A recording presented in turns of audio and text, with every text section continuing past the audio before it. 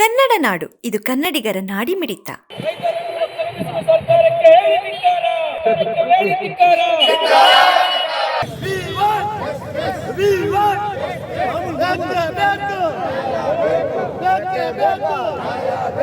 ಇವತ್ತೇನು ಈ ಕಾಂಗ್ರೆಸ್ ಸರ್ಕಾರವು ಬಿಡದಿ ಮತ್ತು ಹಾರಹಳ್ಳಿ ಹೋಬಳಿಯಲ್ಲಿ ಇರ್ತಕ್ಕಂಥ ಸುತ್ತಮುತ್ತಲಿನ ಜಮೀನನ್ನು ಈ ಕಾಂಗ್ರೆಸ್ ಸರ್ಕಾರವು ಅಲ್ಲಿ ಟೌನ್ಶಿಪ್ ಮಾಡ್ಬೇಕಂತೇಳಿ ಅನೇಕ ಬಡ ರೈತರ ಹೊಟ್ಟೆ ಮೇಲೆ ಓಡುವ ಕಾರ್ಯಕ್ರಮವನ್ನು ಹಮ್ಮಿಕೊಂಡಿದೆ ಈ ಕಾಂಗ್ರೆಸ್ ಪಕ್ಷವು.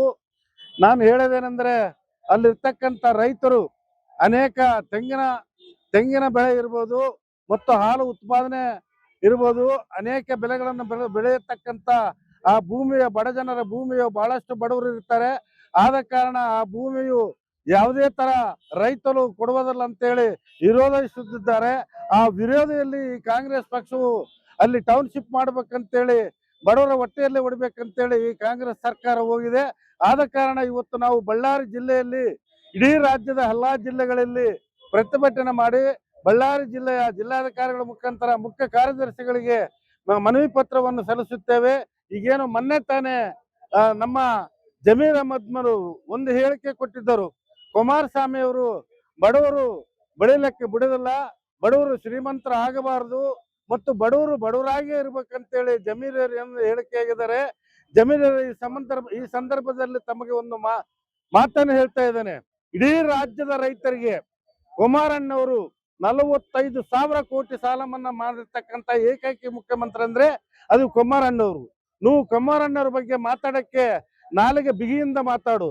ಏಕೆಂದ್ರೆ ದೇವೇಗೌಡ ಫ್ಯಾಮಿಲಿ ಮತ್ತು ನಮ್ಮ ಕುಮಾರಸ್ವಾಮಿ ಅವರ ಫ್ಯಾಮಿಲಿ ರೈತರ ಹಿತದೃಷ್ಟಿ ಕಾಪಾಡ್ಲಿಕ್ಕೆ, ರೈತರ ನೆಮ್ಮದಿಯನ್ನು ಕಾಪಾಡ್ಲಿಕ್ಕೆ ಇರ್ತಕ್ಕಂಥ ಕುಟುಂಬ ಅಂದ್ರೆ ಅದು ದೇವೇಗೌಡ ಮತ್ತು ಕುಮಾರಸ್ವಾಮಿ ಅವರ ಕುಟುಂಬವನ್ನು ಮರೆಯಬಾರದು. ತಾವೇನು ಇವತ್ತು ಈ ಪ್ರತಿಭಟನೆಯನ್ನು ಮಾಡ್ತಾ ಇದೀವಲ್ಲ, ಮುಂದಿನ 21ನೇ ತಾರೀಕು ಬಿಡದಿಯಲ್ಲಿ ನಮ್ಮ ರಾಜ್ಯದ ಯುವ ಘಟಕದ ರಾಜ್ಯಾಧ್ಯಕ್ಷರಾದಂತ ನಿಖಿಲ್ ಕುಮಾರಸ್ವಾಮಿ ಅವರು, ನಮ್ಮ ರಾಜ್ಯಾಧ್ಯಕ್ಷರಾದಂತ HD ಕುಮಾರಸ್ವಾಮಿ ಅವರ ನೇತೃತ್ವದಲ್ಲಿ ಬಿಡದಿ ಟೌನ್ ನಲ್ಲಿ ಪಾದಯಾತ್ರೆಯನ್ನು ಹಮ್ಮಿಕೊಂಡಿದ್ದಾರೆ. ಇಡೀ ರಾಜ್ಯದ ಎಲ್ಲಾ ಜಿಲ್ಲೆಗಳಿಂದ ತಾಲೂಕು ಅಧ್ಯಕ್ಷಗಳು, ಜಿಲ್ಲಾ ಅಧ್ಯಕ್ಷಗಳಲ್ಲೂ ಆ ಪಾದಯಾತ್ರೆಯಲ್ಲಿ ಪಾಲ್ಗೊಂಡ ಕಾರ್ಯಕ್ರಮವನ್ನು ಯಶಸ್ವಿ ಮಾಡ್ತೀವಿ ಅಂತೇಳಿ ಈ ಸಂದರ್ಭದಲ್ಲಿ ಹೇಳ್ತಾ ಇದ್ರು. ಸಮಗ್ರ ಸುದ್ದಿಗಳಿಗಾಗಿ ತಪ್ಪದೆ ನೋಡಿ ಕನ್ನಡ ನಾಡು ವಾಹಿನಿ. ಸಬ್ಸ್ಕ್ರೈಬ್ ಮಾಡಿಕೊಳ್ಳಲು ಕೂಡಲೇ ಪಕ್ಕದಲ್ಲಿ ಕಾಣುವ ಬೆಲ್ ಐಕಾನ್ ಕ್ಲಿಕ್ ಮಾಡಿ ನೋಟಿಫಿಕೇಶನ್ ಪಡೆಯಿರಿ.